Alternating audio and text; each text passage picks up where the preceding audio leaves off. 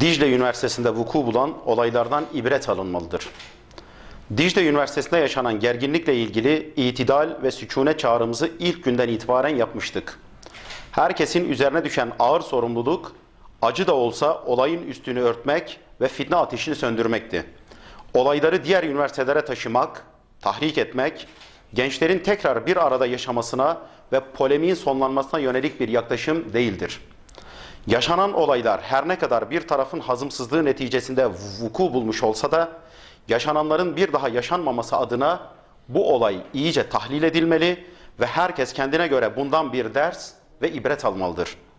Olay, Kürt halkı içinden iki farklı düşünceye mensup iki öğrenci derneği arasında ve kamuoyunun gözleri önünde cereyan etmiştir.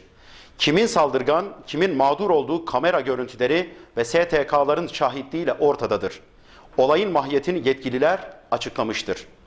Parti olarak herkesin ve her farklı düşüncenin özgür bir ortamda kendini ifade edebilmesini, faaliyet yürütebilmesini savunmaktayız. Buna yönelik baskıcı, engelleyici, imhacı ve kendi dışındaki herkesi yok sayan düşünceyi, kişiyi ve kurumu reddediyor ve kabul edilemez buluyoruz. Toplumsal barışa hizmet etmeyen bu tür davranış ve hareketleri doğru bulmuyoruz. Bu meselenin daha fazla uzatılmasının, polemik konusu yapılmasının halkımızın faydasına olmadığına inanıyoruz. Hususen bu tür gerginliklerden en çok halkımızın zarar göreceği ve huzurlarının bozulacağı endişesiyle itidalli yaklaşımımızı koruyor ve her halükarda sükunet tavsiye ediyoruz. Bunun için her bir arada yaşamaya, farklı düşüncelere tahammül etmeye, provokatif eylemlerde bulunmamaya ve sağduyulu davranmaya davet ediyoruz. Toplumu temsil eden partilerin de yaşanan bu tür acı olaylara taraf olmaktan ziyade tarafları yatıştırma ve toplumsal barışı sağlama konusunda aracılık yapma gibi bir misyonu icra etmeleri gerektiği kanaatini taşıyoruz. Hüdapar olarak ülkede kaos isteyen derin yapıların amacına hizmet edecek çatışma ortamından uzak durulmasını ve herkesin sorumluluk bilinciyle hareket etmesi gerektiğini bir kez daha yineliyoruz. Türk-Kürt kutuplaşmasına sebep olabilecek sözler. Hükümetin Akil Adam projesini eleştiren eski bir bakan, anayasadan Türk adı kaldırılırsa ben de elime silah alır dağa çıkarım diyerek bu sözleriyle belki de farkında olmayarak yeni bir fitnenin fitilini ateşledi.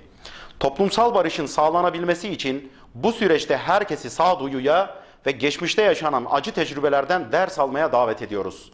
Hüdapar olarak parti programımızda da belirttiğimiz öneri şudur.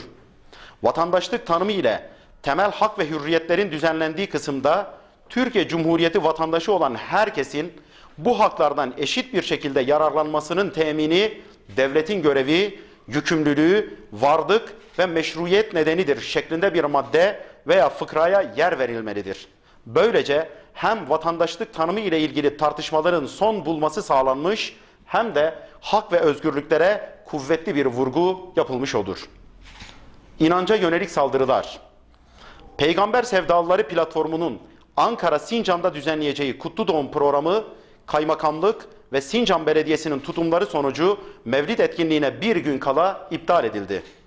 3 yıldır AK Partili Sincan Belediye Başkanı'ndan randevu talep etmelerine rağmen herhangi bir cevap dahi alamadıklarını ifade eden platform yetkilileri, etkinlik için tahsis edilmesini talep ettikleri yerler için sıradan gerekçelerle olumsuz cevap verildiğini ve verilen etkinlik izninin kaymakamlık tarafından sudan bahanelerle iptal edildiğini belirttiler.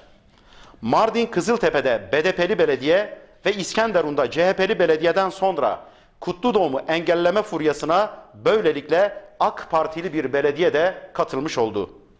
Buradan bütün yetkililere sesleniyoruz. Bu alanlar, meydanlar ve salonlar sizlerin malı değildir. Halkın malıdır, ümmetin malıdır.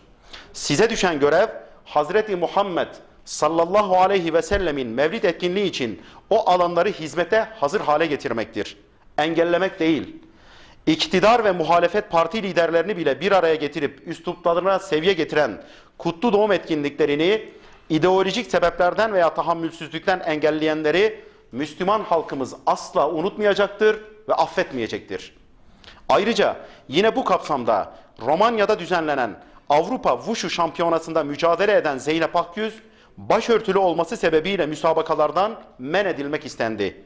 Fransa'da Yvelines kentinde bir camiye ırkçı saldırı yapıldı. Cami duvarına haç işaretleri çizildi. Hollanda'da ise Enkhuizen kentinde camiye Molotov kokteylli saldırı yapıldı. Hüdapar olarak inanca ve inancın gereğini yerine getirenlere yapılan saldırı ve hoşgörüsüzlükleri kınıyoruz. İnancı yaşamaya saygıda sevindirici gelişmeler.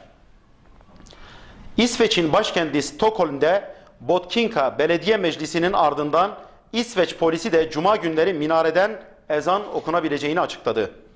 Fransa'da bir mahkeme ise 2012'de Filistinlileri destekleyen yüzlerce kişinin Batı Şeria'ya geçmek amacıyla İsrail'e uçtuğu kampanya sırasında Filistinli bir aktivisti İsrail uçağından Yahudi olmadığı gerekçesiyle indiren Fransız hava yollarını ayrımcılık yapmaktan suçlu buldu. Mahkeme olayın açık bir ırk ayrımcılığı vakası olduğu kararına vardı. Hatırlanacağı üzere Fransız hava yolları görevlileri Filistinli aktiviste İsrail pasaportu olup olmadığını, değilse Yahudi olup olmadığını sormuş ve hayır cevabı alınca da Filistinli aktivisti görevliler eşliğinde uçaktan indirmişti. Mahkemenin bu tutumu suç olarak nitelendirmesini insanlık adına sevindirici buluyoruz. Eğitim İş Sendikası'ndan cezalandırma talimatı. Eğitim İş Sendikası 81 ilin valiliklerine yazı yazarak başörtülü çalışanların fişlenmesini istedi.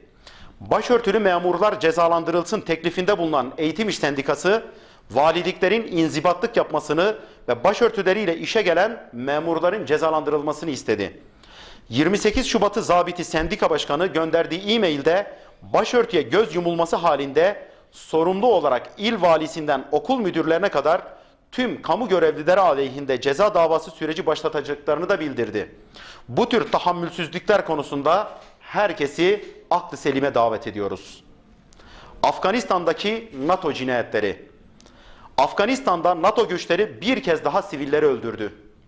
İşgal güçleri tarafından katledilen 5000 sivil kaybına 12 kişi daha eklendi. NATO'nun Afganistan'ın doğusunda Kunar eyaletinin Şengal yöresinde düzenlediği bir hava operasyonunda 10 çocuk 12 sivil öldü, 6 kadın da yaralandı. Bir an önce bu vahşi saldırıların sona erdirilmesinin gerektiğine inanıyor ve herkesi bu zulme karşı sesini daha fazla yükseltmeye davet ediyoruz. Mali'de insanlık dramı.